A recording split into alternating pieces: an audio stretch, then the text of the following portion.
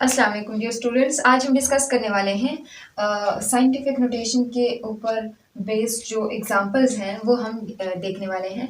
ठीक है, सो scientific notation जो होता है वो असल में कौन सा तरीका होता है, क्या चीज़ होती है, वो भी आज हमने देखना है।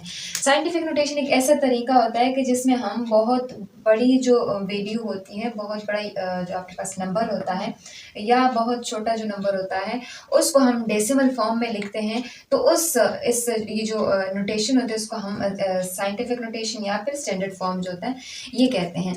अब यहाँ पे हमें एवरेज डिस्टेंस हमें दिया गया है कि अर्थ और मून के दरमियान जो है, यानी ज़मीन और चांद के दरमियान का फासला इन्होंने दिया है।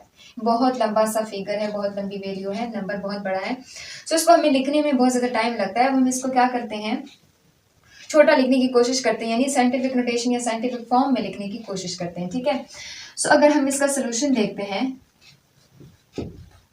सोल्यूशन में सबसे पहले क्या होता है, हमारे पास इसके साइंटिफिक नोटेशन के लिहाज से एक फार्मूला होता है कि यानी नंबर इज इक्वल्स टू, हमारे पास इक्वल होता है mantissa multiply 10 to raise to the power जो एक्सपोनेंट होता है या जिसको हम पावर भी कह सकते हैं। ठीक है, सो इस लिहाज से हम इस नंबर को लिखने की कोशिश करेंगे। हमारे पास असल में एक डिस्टेंस है। सो डिस्टेंस जो है वो इक्वल है किस चीज के, डिस्टेंस वो कितना है 38440 एंड 000। सो इसको लिखने के लिए हमें बहुत ज़्यादा टाइम लगता है। इसको हम आसानी से कैसे लिख सकते हैं, अब हम क्या करेंगे, चूंकि हमारे पास इस यहाँ पे इस नंबर में ना यहाँ पे डेसिमल मौजूद होता है। जैसे मैंने पहले भी कहा कि इस नंबर को हम डेसिमल फॉर्म में लिखते हैं।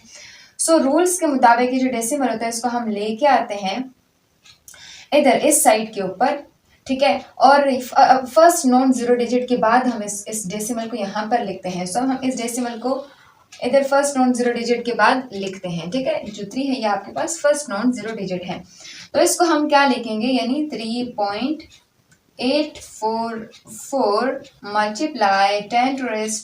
अब देखो इसके ऊपर हमने पावर लिखना है। अगर हम इस डेसिमल को राइट से लेफ्ट की तरफ लेके आते हैं तो जो 10 के ऊपर जो पावर होगा वो क्या होगा, 10 के ऊपर पावर पॉजिटिव में लिखेंगे। लेकिन अगर हम लेफ्ट से राइट की तरफ लेके जाते हैं तो जो पावर होगा वो क्या होगा, नेगेटिव हम लिखेंगे। अब यहाँ पे चूंकि हम यहाँ पे इसको राइट से लेफ्ट की तरफ लेके आए हैं, अब इसके बीच में जितने हिस्से आए हैं उसको हम गिनते हैं 1 2 3 4 5 6 7 8।